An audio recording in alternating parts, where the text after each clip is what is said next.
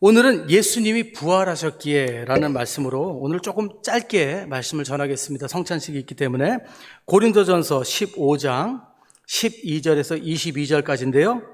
여러분들 일어나실 수 있는 분들은 함께 우리 하나님 말씀 읽을 때 일어나서 함께 읽도록 하겠습니다.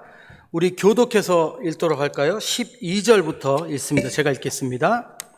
그리스도께서 죽은 자 가운데서 다시 살아나셨다 전파되었거늘 너희 중에서 어떤 사람들은 어찌하여 죽은 자 가운데서 부활이 없다 하느냐. 만일 죽은 자의 부활이 없으면 그리스도도 다시 살아나지 못하셨으리라.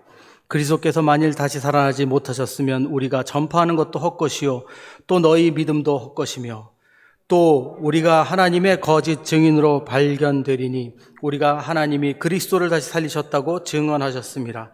만일 죽은 자가 다시 살아나는 일이 없으면 하나님이 그리스도를 다시 살리지 아니하셨으리라.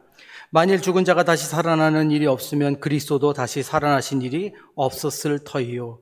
그리스도께서 다시 살아나신 일이 없으면 너희의 믿음도 헛되고 너희가 여전히 죄 가운데 있을 것이요 또한 그리스도 안에서 잠자는 자도 망하였으리니 만일 그리스도 안에서 우리가 바라는 것이 다만 이 세상의 삶뿐이면 모든 사람 가운데 우리가 더욱 불쌍한 자이니라.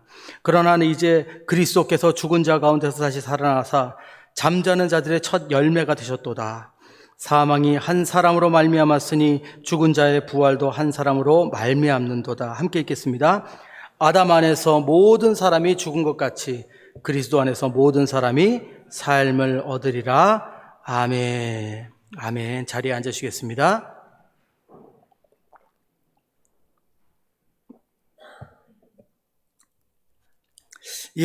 오늘 부활절입니다.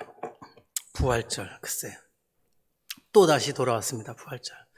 저희가 우리 기독교에서 중요시 여기는 절기가 세 가지가 있죠. 제일 크게 우리가 기념하는 절기가 뭐죠?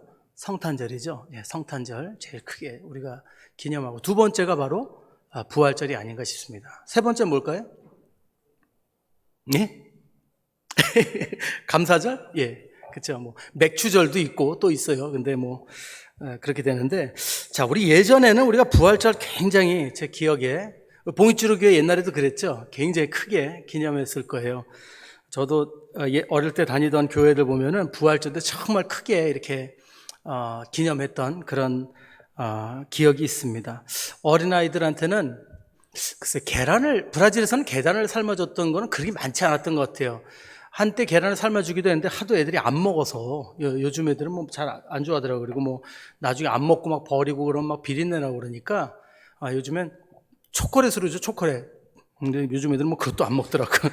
근데 초콜릿 주고, 그리고 우리 어른들 예배는 한 몇 주 전부터 성가대를 칸타타 할 수 있는 교회들은 칸타타 준비하고 분주하죠. 그래서 그냥 성가대 하시는 분들은 그 몇 주 전부터 그냥 주말에 바쁘시죠. 연습하시느라고. 그리고 그래도 부활절 되면은 특별한 음식이 나옵니다. 이게 또 우리 권사님들 막 부엌에서 도와주시고 그러면서 잔치 분위기죠. 근데 그렇게 매년 했던 기억이 있는데, 글쎄 특별히 기억에 남는 부활절은 별로 없는 것 같아요. 늘 똑같이 이렇게 막 분주하게 하고, 고생하시는 분들은 하시는 대로 하시고 하지만은 저는 요즘같이 좀 조용하게 이렇게 부활절을 지내는 것도 나쁘지는 않다고 저는 생각이 듭니다. 왜냐하면 우리가 무엇을 기념할 때 가장 중요한 것은 그 기념하는 것의 의미를 깊이 묵상하고 분명히 아는 것, 그것이 가장 중요한 것이 아닌가 생각합니다. 물론 우리가 잔치하면서 우리가 축복하고 서로 이렇게 좋은 거 먹고 마시고 나누는 건 너무 좋죠. 그렇지만 지금 그렇다고 우리가 지금 좀 경제적으로 좀 어렵고 교회들이 좀 침체됐다고 해서 우리가 지금 이렇게 좀 조용히 부활절을 예배 드린다고 해서 나쁜 건 아니라는 거죠. 왜냐하면 진짜 핵심은 부활절의 그 참 메시지를 아는 게 더 중요하다는 거죠. 저도 이번에 금요일에 휴일이었잖아요. 여러분들 금요일 휴일 어떻게 지내셨는지 모르겠는데 이번 주가 사실 고난주일이었습니다. 고난주. 그래서 금요일은 이제 성금요일이라고 그래가지고 예수님이 이제 고난 받으시고 십자가에서 죽으신 날이죠. 그래서 금요일 우리가 이렇게 휴일인데 저하고 집사람도 뭐 특별히 뭐 밥 해 먹고 그러기 귀찮아서 식당을 갔어요. 식당에 가서 먹자. 그래서 여기 저 브라스에 있는 그 식당이 있어요. 저 산토스라고 아시는 분은 아실 거예요. 거기 갔는데 그날 메인 메뉴가 사람들이 무지하게 많더라고요. 근데 메인 메뉴가 박갈야오예요.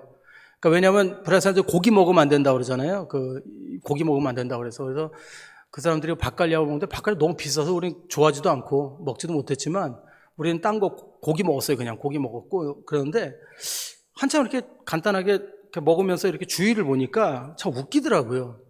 왜냐하면 왜 고기를 안 먹고 생선을 먹죠? 예수님의 고통을 우리가 공감하고, 그래서 그 육신 입으신 예수님을 우리가 기념하기 위해서 고기를 안 먹는다고 그러잖아요.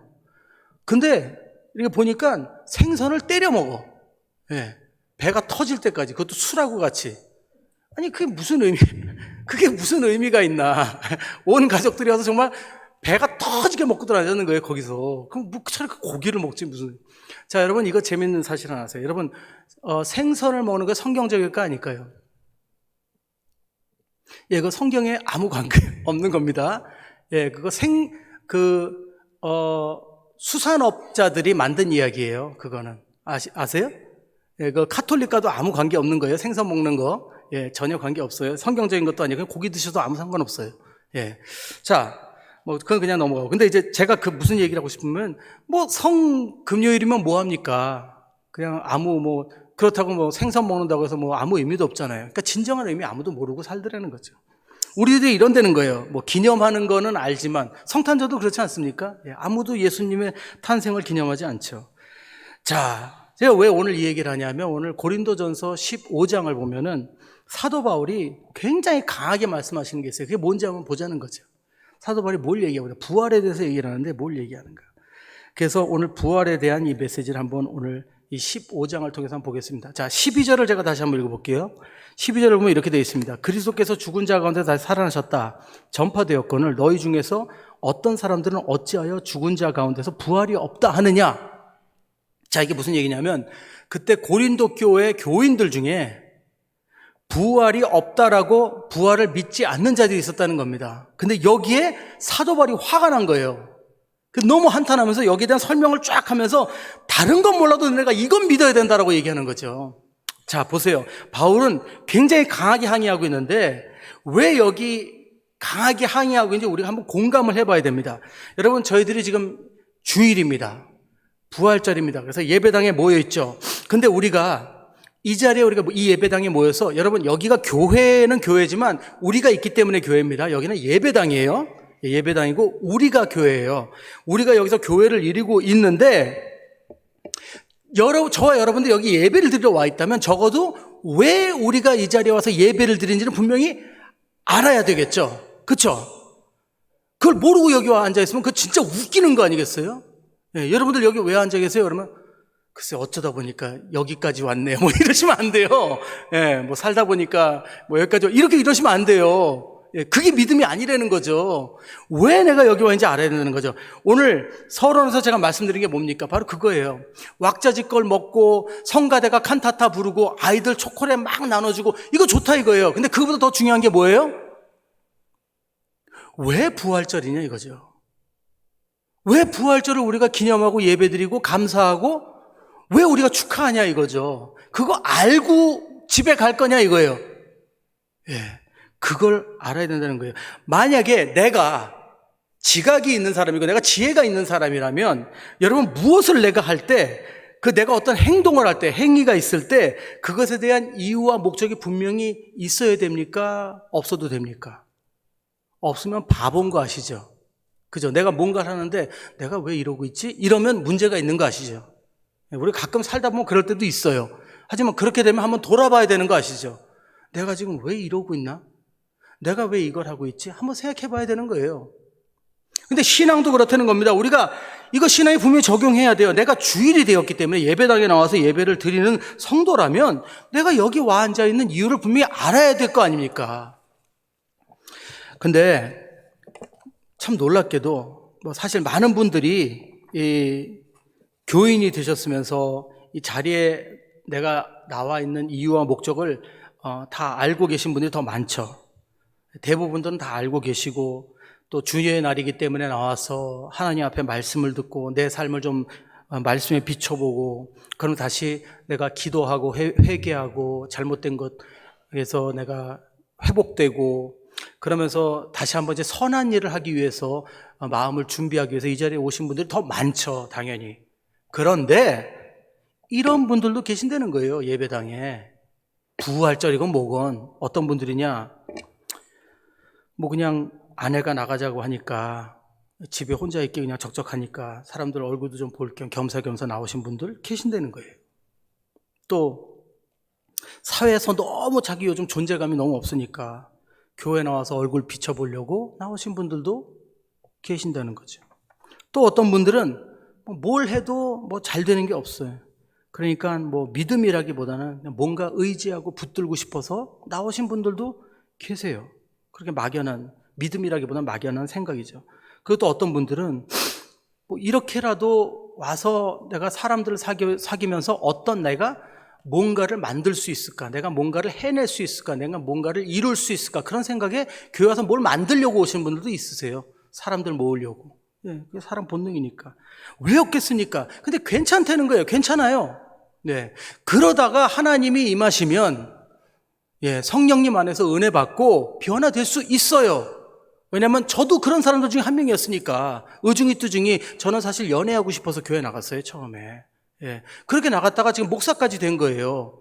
예. 첫 번째 이유를 생각하면 지금 목사 된 게 기적이죠. 하지만 그렇게라도 나와서 하나님 믿으면 된다는 거예요. 근데 이왕 나갔으면 이거를 알자 이거죠. 왜 나오나? 내가 믿는 복음이 뭔가를 알아야 된다는 거죠. 내가 무엇을 위해서 이 자리에 나오고 내가 여기서 그럼 믿어야 되는 게 무엇인가는 분명히 알아야 된다는 거죠. 다시 말씀드려서 누군가 여러분들을 붙잡고 여러분들은 왜 교회 나오세요? 그러면 여러분은 분명히 뭐라고 해야 되겠습니까? 이렇게 꼭 얘기 안 하셔도 돼요. 하지만 이 믿음으로 여러분 고백하셔야 됩니다. 예수님께서 저를 위해서 죽으시고 부활하셨습니다. 그리고 저는 그것을 믿습니다. 이런 고백을 여러분들 안에는 가지고 계셔야 된다는 거예요. 할렐루야? 예. 여러분들이 이 예수 그리스도의 죽으시고 부활하심, 우리들을 위해서. 그리고 내가 그 부활을 믿는다는 것은 나도 같이 부활한다는 것을 얘기하는 겁니다. 이야기해 주는 거예요. 그것을 내가 여러분 갖고 있지 않다면 여러분들은 복음을 믿고 있는 게 아니라는 거죠. 이제 이해가 가십니까? 무슨 얘기하는지? 그러니까 오늘도 지금 이 자리에 앉아 계시는데 오늘도 그냥 앉으셔가지고 그냥 이러고 앉아있다 가면 되겠지라고 나오신다면 한번 여러분 삶을 한번 돌아보시라는 거예요. 나는 지금 이거 뭐 하고 있는 거냐? 내가 왜 교회에 나와 있는 거야? 한번 생각해 보자는 거야. 목적을 가지고 살아야 되는 거 아닙니까? 우리가 생각이 있는 사람이라면. 바울이 첫 구절에 간절한 마음으로 항변하는 이유가 뭐예요? 너희들이 딴 건 다 안 믿어도 된다는 거예요. 좋다. 너희들이 뭐 예수님이 물 위로 걸어가는 거 안 믿어져? 그래, 믿지 마 그러면. 너 죽은 사람이 일어나는 거 안 믿어져? 맘대로 해봐. 근데 딴 거는 몰라도 이건 믿어. 예수 그리스도가 너희를 위해서 오셨고 너희를 위해 사셨고 너희를 위해 죽으셨고 너희를 위해 다시 부활하셨어. 너희가 그 사실을 믿지 않으면 너희들은 복음을 믿는 게 아니야. 그걸 말씀하시는 거예요. 그것도 모르고 여기 앉아있다면 그럼 너는 괜히 앉아있는 거예요. 왜냐하면 거기 그 자리에 교회는 다니는데 그걸 안 믿는 고린도 성도들이 있었다는 거예요. 근데 과연 지금 오늘날 교회는 그런 분들이 없을까요? 저는 가장 위험한 성도들이 뭐냐면 하나님 앞에서도 주체성을 너무 강조하는 분들이 제일 위험한 분들이에요. 하나님 앞에는 여러분 무조건 순종, 굴복해야 됩니다. 우리의 존재는 하나님 앞에 아무것도 아니에요. 근데 교회에 나와서도 자기의 주체성, 자기의 정체성을 강조하고 나는 원래 이런 사람이니까 건들지 마 하고 앉아 계신 분들은 그러면 그냥 가세요. 죄송하지만.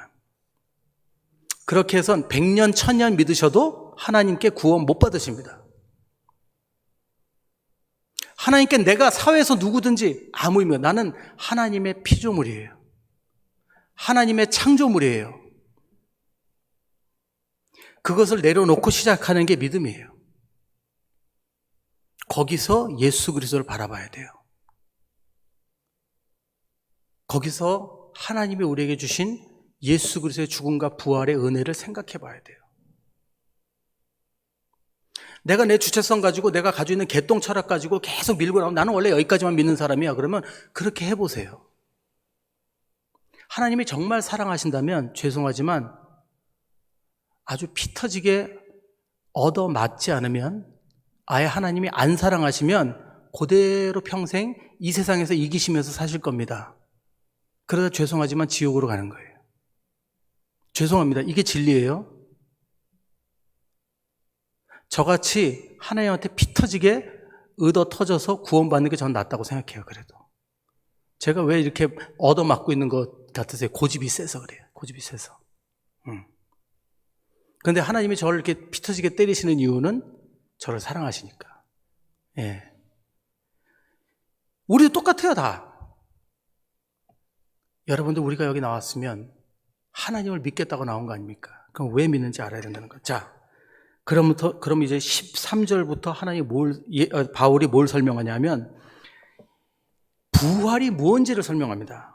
자, 13절. 만일 죽은 자의 부활이 없으면 그리스도도 다시 살아나지 못하셨으리라. 그리스도께서 만일 다시 살아나지 못하셨으면 우리가 전파하는 것도 헛것이요 또 너희 믿음도 헛것이며 또 우리가 하나님의 거짓 증인으로 발견되리니 우리가 하나님이 그리스도를 다시 살리셨다고 증언하였음이라. 만일 죽은 자가 다시 살아나는 일이 없으면 하나님이 그리스도를 죽은 자가 다시 살아나는 일이 없으면 하나님이 그리스도를 다시 살리지 아니하셨으리라. 자, 여기 그냥 제가 정리를 해드릴게요. 무슨 얘기냐면 만약 그리스도가 살아나지 않으셨다면 1, 2, 3이 있어요. 1. 복음이 없다는 거예요. 부활이 없으면 복음이 있을 수가 없어요. 왜? 예수님 죽으셨으니까. 네. 복음의 메시지가 없어요. 2. 자, 복음이 없으면 우리가 지금 복음 전하는 게 뭐예요? 다 거짓된 거라는 거예요. 자, 3은 뭐예요? 그리스도가 살아나지 않았는데 저와 여러분들의 삶은 여기서 끝이라는 거예요. 죽으면 끝이라는 거예요. 얼마나 허무합니까? 그런데 16절에서 19절 읽어보면, 제가 다시 읽지는 않을게요. 16절, 19절을 보면 이걸 더 디테일하게 정리를 해놨어요. 그 위에 것들보다 더 정리를 해놨어요. 그래서 사실 이거를 둘로 나눴어요. 1, 2로 나눴어요. 1. 그리스도의 부활이 없었으면 일은 뭐냐면 죽은 자가 다시 살 수 없다는 거예요. 그죠? 그러니까 죽은 자가 누구예요? 예, 죄 가운데 있는 사람들. 영적으로 죄 가운데 있는 사람 다 죽은 자들이죠. 예. 그래서 다시 살아나야 되는데 못 살아난다는 거예요. 우리는 계속 죄로 죽어 있고 그리고 계속 지옥으로 간다는 거지. 두 번째 뭐예요? 우리가 뭐 말씀 읽고 선을 행하고 뭐 헌신하고 아무 의미 없다는 거예요. 다 거짓이라는 거예요. 복음은 거짓이 된다는 거. 그러면서 복음이 거짓되는 것에 ABC로 제가 조그맣게 나눴는데 그게 뭐냐면 우리는 계속 죄의 노예로 살아갈 수밖에 없다는 것이고, B는 믿음 안에서 우리가 죽는 것, 믿음 안에서 헌신하며 죽는 게 아무 의미가 없어지고, C는 믿음으로 사는 자들이 제일 세상에서 불쌍한 사람들이 되는 거예요. 그렇죠? 저는 제일 안타까운 그리스도인들이 어떤 분들이냐면 주일날 아침에 여러분들이 이제 예를 들어서 죄송합니다. 아침에 분주하게 이제 예배 나오시려고 막 분주하게 집에 나오시는데 아는 분을 만났어. 안 믿는 분이에요. 그분이 뭐래요? 어디 가요? 예, 교회 가요. 아이고, 주일인데 좀 쉬지. 뭘 또 교회를 가고 난리야. 그러면, 아유, 뭐, 그래도 가야지 또 안 가면 또. 이렇게 얘기하면 안 된다는 거예요. 이러면 여러분들 제일 불쌍한 사람들이라는 거죠. 여러분들 세상에 제일 불쌍한 사람들이에요. 여러분들 만약에 그런 일을 당하면 어떻게 해요? 당연히 가야지. 나를 구원하신 예수님 예배 드린 날인데. 이렇게 자신있게 이렇게 말씀하지 못해도, 오늘 주일이니까 예배 드려야지. 라고는 얘기할 수 있어야 되지 않겠어요? 그리고 그게 얘기로만 하는 게 아니라 내가, 당연히 예배 드리러 가야지. 라는 자부심이 있어야 되지 않겠냐, 이거예요. 그래서 여러분 너무 불쌍한 사람들이에요. 근데 그런 분들 너무 많아요. 가야지 또 안 가면 또 뭐, 목사가 뭐. 그 다음 주 가면 또 이상하게 쳐다보고 왜 어디 갔냐고 자꾸 물어보고 그래서 가야 돼. 뭐 이러면 안 된다는 거예요. 예. 정말 우리는 불쌍한 사람이 돼서는 안 됩니다. 자, 우리가 드리는 예배도 여러분 만약에 부활을 모른다면 의미가 없는 거고, 찬양도 의미가 없고, 기도도 의미가 없고, 헌신도 의미가 없어집니다. 그렇기 때문에 우리는 부활에 대해서 알아야 돼요. 자, 우리는 그래서 이것을 신앙에 어떻게 적용해야 될지 한번 생각해 봐야 됩니다. 자, 근데 제가 여기까지 이렇게 말씀드리면 어떤 분들이 간단하게 생각할 수 있어요. 아, 알겠습니다. 그러니까 목사님 말씀은 우리가 교회를 다니는데 우리가 하나님의 예수님의 부활하심을 우리가 온전히 믿지 않으면 그러면 참 믿음이 없는 거니까 그러면 부활을 끝까지 믿는다고 고백하면 되는 거군요 라고 생각하시는 분들이 굉장히 많을 수 있어요. 근데 그건 오산입니다. 저는 여러분들에게 믿음을 강요하고 있는 것이 아닙니다. 절대로. 제가 믿음을 어떻게 강요해요? 부활의 믿음에 대해서 어떻게 강요를 해요? 강요부터 여러분들이 알고 믿으셔야 돼요. 자, 그러면 제가 하고 싶은 얘기 뭐냐? 자, 여러분 보세요. 이렇게는 믿지 말라는 거예요. 어떻게 믿지 말라는 거냐?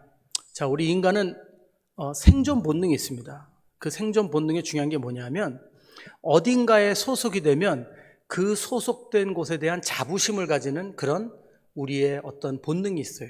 제가 좀 설명드릴게요. 예를 들자면 여러분들이 봉익주로교회에 소속이 돼 있어요. 그죠? 예, 여러분 좀 부탁 하나 드릴게요. 이 기회를 통해서 여러분 혹시 카톡에 안 들어와 계신 분들 또 이렇게 그거 하신 분들은 좀 이렇게 나중에 좀 서로 이렇게 좀 연락하셔서 좀 이렇게 소속 카톡 안에 방에 들어와 계시면 답 안 하셔도 됩니다. 광고는 좀 꼭 보셨으면 좋겠습니다. 자, 우리가 봉익주로교회에 소속되어 있단 말이에요. 성도님으로. 그죠? 돼 있는데 누가 봉익주로교회에 대해서 안 좋게 얘기해요? 자, 여러분 이때 이성적으로 먼저 생각이 드십니까? 감정적으로 생각이 먼저 드십니까? 예? 예, 솔직하게 얘기해서. 그 봉익주로교회 이거였다며? 그럼 여러분들 어떻게 보세요? 뭐? 화가 팍 나. 그죠? 자, 이게 본능이라는 거예요. 이거 하나 예를 들어서 얘기하는 거예요. 이게 우리 안에 있어요. 자, 이런 게 신앙에도 우리가 적용이 됩니다. 그러니까 여러분, 참된 신앙인이 있고 싸구려 신앙이 있어요. 참된 신앙인은 어떤 신앙이니까요? 참된 신앙인은 첫째, 공부합니다. 내가 믿고 있는 게 뭔가, 내가 소속된 데가 어떤 데인가, 뭐 하는 곳인가, 무엇을 위한 것인가 생각하고 공부하고 묵상하고 그 다음에 적용해봐야 이게 맞나. 이게 생각 있는 사람이에요. 그렇지 않겠어요? 네. 그리고 이게 참 좋구나. 야, 이게 기독교라는 게 참 아름답네. 아, 여기 구원이 있구나. 나도 열심히 기도해야 되겠다. 나도 열심히 섬겨야 되겠다. 나도 믿어봐야 되겠다. 그러면서 나오는 사람들이 참 기독교인입니다. 자, 싸구려 기독교는 뭐죠? 싸구려 기독교는 나 이제부터 어느 교회에 소속이 됐어.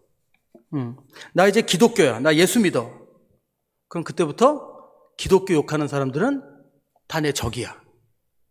교회 욕하는 사람들은 다 죄인들이고 교회를 문제 삼는 사람들, 개독교라고 하는 사람들은 다 나쁜 놈들이야. 그게 싸구려 기독교인이에요. 예. 이해가 좀 가시겠어요? 자, 여러분 보세요. 베레아 사람들이 어떤 사람이라고 그랬죠? 신사적이라고 되어 있어요. 신사적이라고. 그들이 신사적에서 뭘 했다고 그랬어요? 이것이 참된가 아닌가 그거를 위해서 공부하고 생각하고 그 다음에 믿었다고 되어 있어요. 이것을 성경에서는 칭찬하고 있어요. 이게 참 기독교인이 되어야 되는 모습이에요. 예. 근데 우리 대부분 그런 분들이 많지만 안 그런 분들도 많다는 거예요. 참 기독교인들은 우리 기독교가 비판을 받으면 뭐부터 생각해요? 아, 우리가 뭘 잘못했구나. 아, 정말 이게 참된가 아닌가? 이 얘기가 맞나 안 맞나? 그래, 우리가 이걸 이렇게 해야 되겠구나 생각을 한다는 거죠. 근데 잘못된 그리스도인, 싸구려 기독교인들은 뭘 해요? 우리 기독교라고 하면 주님 우리 핍박받고 있어요. 자기네가 잘못한 거 생각 안 하고 우린 다 핍박받고 있어요. 그리고 TV 보면서 뭐라면 아유 저것들 다 지옥 갈 것들 이런 되는 거죠. 이게 싸구려 기독교인이에요.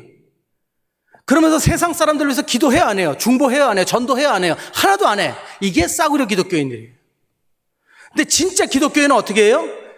우리 안에 문제가 무엇인가 생각하고 고민하고 더 좋은 그리스도인들, 더 좋은 신앙인들, 더 좋은 교회가 되기 위해서 노력하고 애쓰고 기도하고 헌신하고 노력한다는 거죠. 이거는요, 여러분, 신앙만이 아니라 모든 사회에도 적용됩니다. 그렇지 않습니까, 여러분? 여러분, 애국자도 진짜 애국자가 있고 싸구려 애국자가 있어요. 진짜 애국자는 어떤 사람들이에요? 정말 한국의 정권이 돌아가는 걸 낱낱이 공부하고 알아요. 문제점들을. 그리고 진짜 한국의 문제가 뭔지를 계속 공부하고 생각해요. 그리고 함부로 말 안 해. 어느 편에 함부로 서지 않아요. 예. 근데 싸구려 애국자들은 어떤 사람들이에요? 무조건 대한민국. 일본 놈들 다 나쁜 놈들. 중국 놈들 나쁜 놈들. 저거는 매국노. 조금만 뭐라 그러면 이건 공산당. 패가르기. 그리고 정작 정치에 대해서는 잘 몰라. 그냥 자기가 좋아하는 정치인만 자꾸 얘기해. 이거는 싸구려 애국자예요. 제가 틀린 얘기했습니까? 정말 애국자라면 한국의 문제가 뭔지를 공부해야 될 거 아니에요. 신문만 보지 말고. 신문이 얼마나 엉뚱한 얘기들을 많이 하는데. 그렇지 않아요? 여러분, 애국자도 그래요. 자기네 애국자라고 생각하지만 그러니까 몇몇 정치인들한테 맨날 뺑뺑이 돌림 당하는 거예요. 그 속아가지고. 브라질 애들 봐요, 브라질 애들. 그렇게 배운 게 없으니까 몇몇 애들이 여기 밥 먹으면서도 이번에 룰라를 뽑아야 되겠다고. 룰라가 많이 도둑질했지만 그래도 룰라가 있을 때가 저 살 것 같다고. 이렇게 바보들이에요. 이렇게 바보들이라고. 그러면서 그냥 축구할 때만 애국자야. 그게 싸구려 애국자예요. 자, 근데 모든 사회에서 그래요. 자, 여러분 보세요. 우리 한국이 요즘 예술 쪽으로 굉장히 많이 발전했죠. 네, 한국은 지금 세계 문화권에서 문화적으로는 세계 최고입니다. 우리 한국이 앞장서 진짜 이젠 뭐 그냥 좋아서 하니까 이건 실제예요. 자, 근데 저는 영화를 굉장히 좋아합니다. 제가 신문에도 제가 이래 보여도 영화 평에 대해서 신문에 써던 사람이에요.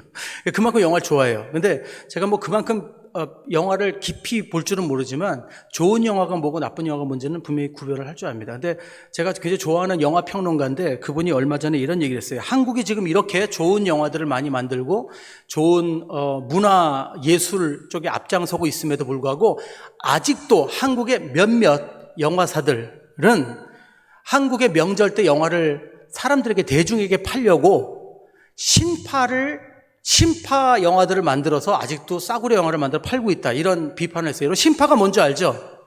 신파. 그냥 찔찔 짜는 거죠, 계속. 예.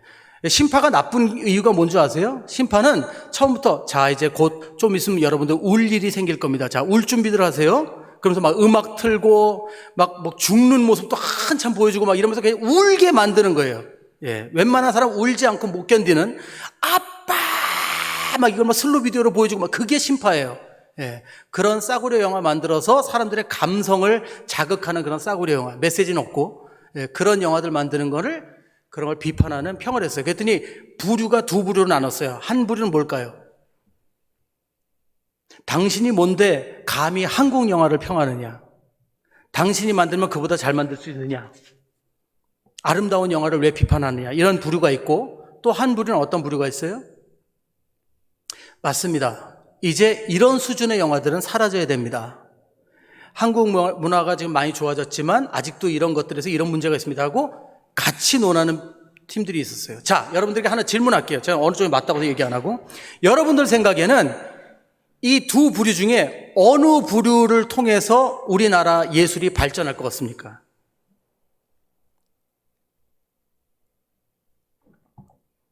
대한민국 이쪽이 발전시킬 것 같아요? 아니면 비판을 받아들인 쪽이 발전할 것 같아요? 대한민국? 적어도 이쪽은 아닌 거 아시죠? 비판을 받아들여야 발전하는 거 아시죠? 자, 제가 왜 이 얘기를 하냐면, 자, 여러분들이 지금 TV 잘 안 보시더라도 아시는 분은 아실 테니까. 자, BTS, 블랙핑크. 자, 음악 세계에서는 지금 세계 최고예요. 이 두 팀이 한국 애들이에요. 자, 미니 시리즈 연속극 오징어 게임. 그 외에도 킹덤. 넷플릭스에서 1위에 세계 1위 연속극들. 더 있어요. 더 제가 지금 다 얘기 안 해서 그렇지. 영화 기생충 오스카상 받았죠? 예. 여러분, 한국 콘텐츠가 지금 세상에서 이렇게 세계 1위로 올라간 이유가 뭐라고 생각하세요? 그게 한국인들이 깊이 묵상하고 무엇이 잘못됐나 생각하고 공부하고 열심히 노력했기 때문에 지금 이렇게 세계 최고가 된 거예요. 우연으로 된 거 절대 아닙니다. 제가 미국에서 MI라는 학원에서 공부하는데 거기 50%가 한국 학생이었어요. 50%가. 음악 배우러 온 친구들이. 그러니까 한국 음악들이 이렇게 세계 최고예요, 지금. 그럴 수밖에 없어요. 그렇게 열심히 공부시키고 그렇게 세상으로 보내서 최고의 것들을 배우게 하는데 노력하고 비판을 받고 바꿔가고 그러면 세계 최고에서. 근데 지금 그게 어디까지 왔어요? 여러분 파친코라는 책 읽어보셨어요? 제가 그 책을 읽은 게 2년 전이었는데 오바마 정권 때 오바마 대통령이 이 책은 꼭 읽어야 된다 해서 추천 도서로 나왔던 책이 파친코라는 책입니다. 이민진 작가의. 그 책이 일제시대 때부터 한국 사람들이 억압받고 지금 시대까지 자기 자손들이 와서 일본 사람들에게 계속 당하는 이야기를 소설로 쓴 이야기예요. 공부를 다 해가지고.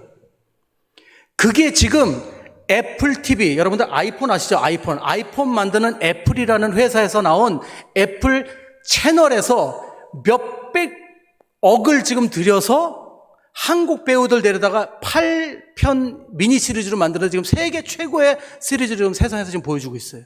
난리가 났어요, 지금. 그러면서 우리가 그렇게 그렇게 소원했던 게 뭡니까? 일제시대 일본 사람들이 우리에게 어떻게 했던가를 세상 사람들이 알아주길 그렇게 바랬잖아요. 문화 콘텐츠가 세계 1위가 되니까 세상 사람들이 한국의 역사를 쓰더라는 거예요, 지금. 그리고 이제 일본인들의 만행이 어땠는지 그걸 지금 보여주고 있다는 거예요. 그게 지금 드디어 해명이 돼가고 있어요. 60년대, 70년대까지만 해도 여러분 유태인들이 얼마나 학살당한지 사람들이 몰랐어요. 근데 유대인들이요, 경제적으로 세계 1위가 되니까 70년대부터 뭘 만들었어요? 유대인 학살 영화가 무지하게 많이 나왔던 거 기억하시죠? 70년대부터 80년대까지. 그러면서 전 세계가 유대인들에 대해서 알게 된 거 아니에요? 관심이 많아지고. 80년대 유대인들에 대한 책이 얼마나 많이 나와서 저도 하나 갖고 있어요. 유대인들 자녀교육 배우라고. 그 책 저도 하나 갖고 있어요. 근데 지금 누구의 세계예요? 한국인들의 세계가 온 거예요. 한국인들이 세계에 주목받는 거예요. 왜 한국인들의 역사를 알고 싶어요? 한국인들이 세상에서 주목받는 자리에 앉아 있으니까. 이제 한국인들의 관심사예요, 세상 사람들이. 문화 대통령들이 돼가고 있으니까. 이게 무엇을 통해서 이렇게 된 겁니까? 공부하고 내가 무엇을 하고 있는지 분명히 알고 내가 하고 있는 것에 최고 전문가가 되고 그것을 파고 들어가고 열심히 노력하니까 세상에서 최고가 된 거 아니겠어요? 여러분, 그러면 우리는 신앙에서 어떻게 하고 있는지 우리 자신 한번 보자고요. 내가 믿는 하나님, 내가 읽고 있는 성경, 내가 알고 있는 복음, 거기에 대해서 저와 여러분들 얼마나 알고 있냐는 거죠. 저와 여러분들이 얼마나 파고 들어가고 있으며 얼마나 그걸 매일 묵상하고 있으며 얼마나 그걸 가슴에 묻고 살고 있냐는 거예요. 이 자리 나가면 바로 잊어버릴 것 같으면 뭐하러 여기 나오냐 이거죠. 오늘 부활절입니다. 근데 그게 그게 우리에게 주는 의미가 뭐냐? 그걸 알고 있냐는 거예요. 사도 바울이 그것 때문에 화를 내는 겁니다. 아니, 딴 거는 안 믿어도 예수 그리스도가 우리를 위해서 죽은 거, 부활하신 거, 그래서 우리가 구원을 얻은 거, 그래서 우리가 복음을 전할 수 있고 우리도 같이 부활할 수 있다는 거, 그거를 안 믿어? 너희들 뭐 하는 애들이냐? 그러면서 마지막에 하시는 말씀이 뭐예요? 아담을 통해서 이 땅에 죽음이 들어왔다. 이제 예수 그리스도를 통해서 생명이 들어왔다. 아직도 이해를 못하겠느냐? 그 얘기를 하시는 겁니다. 그 진리를 저와 여러분들은 얼마나 더 알려고 노력하나 이거죠. 여러분들 왜 내가 믿음이 없다고 생각하시고 믿음에 자신이 없으십니까? 딱 하나밖에 없어요. 잘 몰라서 그래. 하나님 모르는데 어떻게 자신이 있겠어요? 그렇지 않아요? 아까도 제가 그랬죠. 진짜와 싸구려의 차이가 뭐예요? 싸구려는 잘 몰라요. 잘 모르면서 그냥 우르르 모여 앉아서 아이 누가 그랬대. 아이고 나쁜 놈들. 아이 누가 이랬다며. 아이 그놈도 나쁜 놈들. 이게 싸구려예요. 이게 싸구려. 진짜는 뭐예요? 공부하는 사람들이에요. 말씀 뵙겠습니다. 여러분, 오늘 부활절입니다. 여러분들에게 부활이 주시는 의미가 뭡니까? 여러분들 구원받으신 거 아시죠?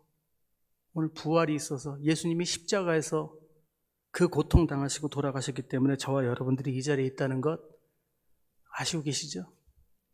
그리고 그냥 죽으신 게 아니라 하나님께서 예수님을 살려주시고 그분이 다시 죽음을 이기심으로 우리 모두에게도 이제 부활할 수 있는 길이 열렸다는 것.